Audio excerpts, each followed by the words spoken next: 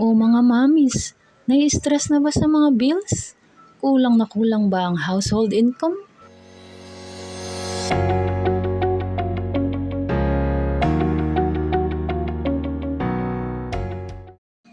Huwag nang mag-worry. Sa video na ito, may isi-share akong pagkakakitaan. O, nagkasing-kasing na ba ang mga tenga, mga mommies? O siya, di na ako magpapatumpik-tumpik pa. Let's start! So, ang tinutukoy ko palang pagkakakitaan ay repacking. Actually, existing business ko na to sa Shopee at TikTok Shop. Kaso, medyo mahina. Kaya naman nitong December, nag-isip ako ng ibang way para makabenta.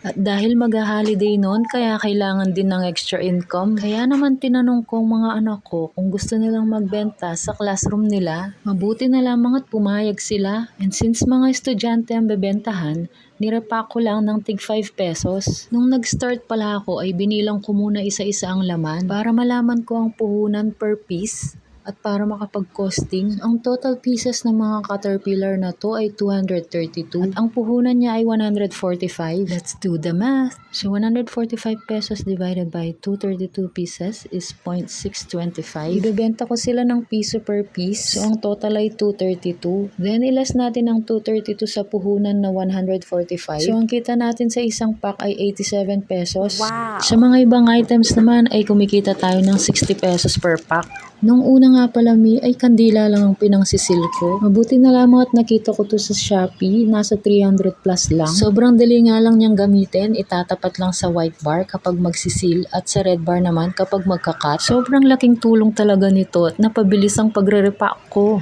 Ang ibang items naman pala katulad ng beans, mani at dilis ay tinitimbang. Sa Shopee ko rin pala nabili tong timbangan, nasa 100 plus lang. Sa business na ito, hindi mo kailangan ng malaking puhunan. Kahit mag-start ka muna sa 5 assorted packs. At kapag naubos yun sa loob ng 2 araw ay may kita ka na 300 pesos. Ganun na ganun ang ginawa ko hanggang sa nakakapagpaubos na ako ng 10 packs sa loob ng 3 days. Mabuti na lamang din at willing tumulong ang mga anak ko at mas maigi na rin na habang maaga pa ay malaman na nila kung gaano kahirap kumita ng pera. Salamat mga kuya, galingan niyong magbenta!